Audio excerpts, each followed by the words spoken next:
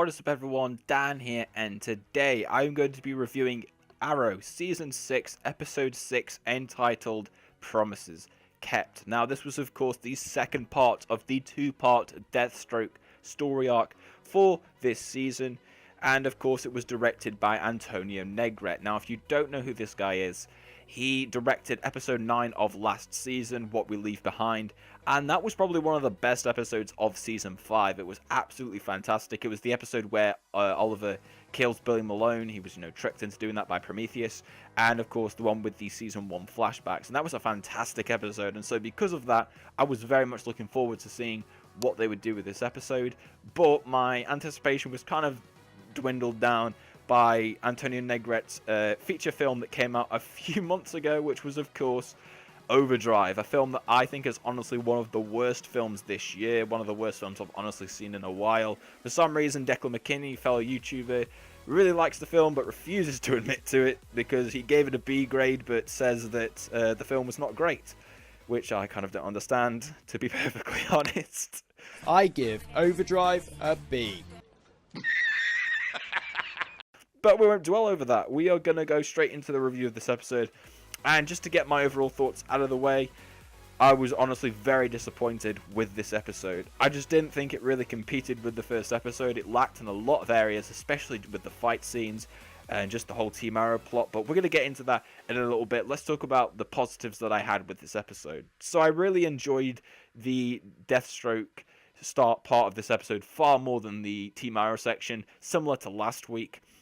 I really liked the interaction with Slade and Joe. I thought it was really cool to see them interact with each other and get this sense of how much Joe has changed, since we last saw him in the last episode. How he's become really this incredibly dark version of that character, to the point where he's honestly bordering on being worse than Slade was when he was, injected with Mirakuru. And I thought he was amazing in the episode. The actor who plays him, Joe, I can't remember his name now, but I thought he was amazing in this episode, did a very good performance. And Manu Bennett, again like last episode, amazing as Deathstroke, fantastic performance by him once again. I really enjoyed the flashbacks in this episode as well. I thought they were very good, getting to see what Slade was like after the events of the season 2 flashbacks, just seeing him struggle with what happened on the Amazon. I can't even remember what the fucking ship was called now. Whatever. When he had his eye stabbed out by Oliver, the events after that, the effects that had on him, and just his absolute hate for Oliver, just him venting it out. It just was fantastic scene. There was one scene in particular where he literally sees that Oliver Queen is still alive, because obviously he thinks in that time that he's dead, and he just lashes out on these dudes, and we don't get to see the whole thing, but just the implication of what happened was just fantastic. Acting by Manu Bennett, the way it was shot was fantastic. So I really enjoyed that part. We of course also got introduced to Ricardo Diaz in this episode. Almost called him Richard Dragon, but he's not going to be called that this season. He's just going to be called Ricardo Diaz, or the Dragon. So pardon me if I get the names mixed up. But of course, Kirk Avocado made his debut as that character, and I thought he did a very good job with the role. I wasn't a big fan of his accent when I first heard it, but as the episode went on, it did slowly grow on me more and more, and I really liked what he brought to the role. I thought he did a very good job with the role. Granted, I don't think they really utilized him the best in this episode, but we've still got a lot more episodes to go. There's still an opportunity for them to develop his character more. And so I still remain optimistic that hopefully they can do just as good a job in future episodes. But that's really where the positives end for me in this episode, because there was a lot for me to dislike and nitpick with this episode. Like I said, I just found it very disappointing. So let's just get into it now. The Team Arrow side of this episode, I found very lackluster. I just really didn't care for it at all. Maybe it's because of the fact that I'm just a massive Deathstroke fan, but the Team Arrow stuff, I just didn't care about it, to be perfectly honest. I think they did an awful job of setting up Ricardo. Not even, for fuck's sake, like I said, I don't think they did a good job of, setting up Richard Dragon as this really big threat. I mean, if you've read the comics, he's one of the best fighters in DC Comics. He's up there with Batman, Black Canary, Lady Shiva. He's a brilliant fighter. But in this episode, he doesn't get a single fight scene. The closest we get to that is him just shooting at Team Arrow with his customized gun that he has. I found him so disappointing in this episode with how they used him. Nothing wrong with the actor's performance, but just the character and how they used him was very disappointing. In terms of like the big villains we're going to be having this season, you know, with Black Siren, Caden James, Anatoly, Ricardo Diaz, his introduction was by far the weakest, and I was very disappointed because he was the one I was looking forward to the most by far. The whole storyline with Diggle and his tremors, this was something that was set up in episode 3. I thought how they handled it this episode was so disappointing. The whole conclusion of it felt so rushed, with how he decides to confess to Lila and the team that he has been using it. And I just found it strange how they all of a sudden forgave him. Like, he almost cost Wild Dog his life in episode 1 by not telling him. I just found it a bit strange why Wild Dog just forgave him so quickly. And if you thought there was going to be a long-lasting consequence for this, oh no, it doesn't matter, because Curtis is now going to fix his arm with similar technology they used to fix Felicity's back in Season 4. Like, where is the consequences? Where is the sense of something bad has happened and it will permanently stay? That's completely gone in Arrow. There are no stakes anymore. A character dies, they get brought back to life. Somebody gets shot in the spine and can't walk, it's alright, they can have an implant in their spine. Somebody has a tremor in their arm, I don't know, it's alright. Curtis will just build something for his arm and it will work fine.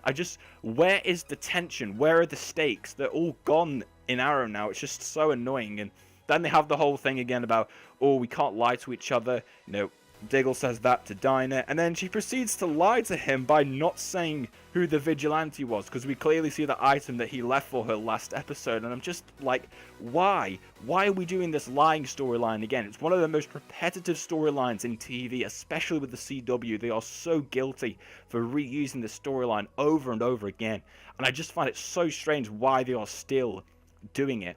It just makes no sense to me whatsoever.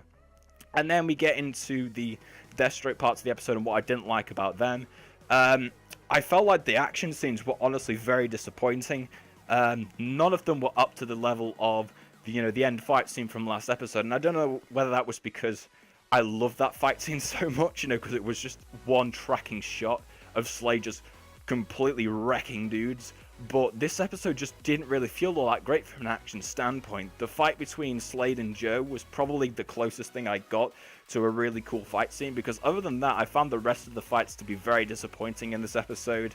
I just didn't feel like they were directed as well. I mean, this is the guy who made episode 9 of last season, which has one of the coolest fight scenes ever with Oliver in the flashbacks as he's going up to kill Justin Claiborne. That was an amazing fight sequence. Why were none of these fight sequences like that? It just felt so annoying as to how lackluster these were, and just why they were not at a higher quality like they should have been. It just made no sense to me whatsoever, and I don't know whether this is Antonio Negret, and I don't know whether this is because I really hate him, because I hated Overdrive so much, but yeah, I just felt like the directing and the fighting in this episode could have been so much better than it actually was. And I also noticed a bit of an editing error, or at least an error with the shot, because there's a sequence that I think we saw in the sizzle reel trailer for this season where Oliver and Slade jump out of a window, but you can clearly tell that Stephen Amell slips before he's meant to jump, which pretty much gives away that, yep, that is not a real window because there is a crash mat behind it. Yeah, I don't know if that's like intentional or not, but it just made me laugh when I watched the episode, because you could clearly tell that he slipped on accident. And then we get the really stupid passing reveal in this episode that Slade has another son, Grant Wilson. Now, if that name rings a bell, that's because, of course, he is Slade's son in the Legend of Tomorrow episode, Star City 2046, I believe, which is the dystopian future where Grant Wilson becomes the new Deathstroke. He gets a passing mention in this episode by Joe, but it's so weird. And they also sort of imply that Joe killed him. We don't really know for sure, because like I said, they brushed over it so quickly that I was honestly confused as to whether he did kill him or whether he was referring to somebody else. I honestly don't have a clue. They did a really poor job of explaining that in this episode, amongst many other things that they really didn't do that well in this episode. So to overall summarize how I felt about this episode, I was disappointed with it. It wasn't a bad episode, it was still very much watchable, and I liked the Deathstroke parts of this episode, even though there were some things to nitpick about it. But the main issue here was just the Team Arrow sections. I found them so annoying, just so boring to watch. I mean, I wasn't a fan of them last week, but that was mainly because of the fact that I wasn't the biggest fan of the Vigilante's identity reveal. But this week was just really, really lackluster and very disappointing, especially since they're meant to be introducing a character who's going to be one of the recurring villains of this season. I just found that so disappointing. And with that being said, I'm going to give this episode of Arrow the rating of a 7 out of 10. I know people will probably say that's too harsh, but to be honest with you, after last week's episode, which was probably the best episode of this season so far, this episode was just pretty much for me worse on almost every single level, other than the performance. You know, performance-wise, it was probably about equal, but everywhere else I just felt like it wasn't as good. So yeah, 7 out of 10. I feel like that's a valid score for this episode. It wasn't terrible, but it was definitely far from matching up what we got last week. So that is it for my review for Arrow Season 6, Episode 6. Of course, let me know in the comment section down below what you thought of this episode, and if you are desperate to see Slade more in the coming season. I hope that spin-off show happens. Please, CW, let that spin-off show happen. I want it so badly.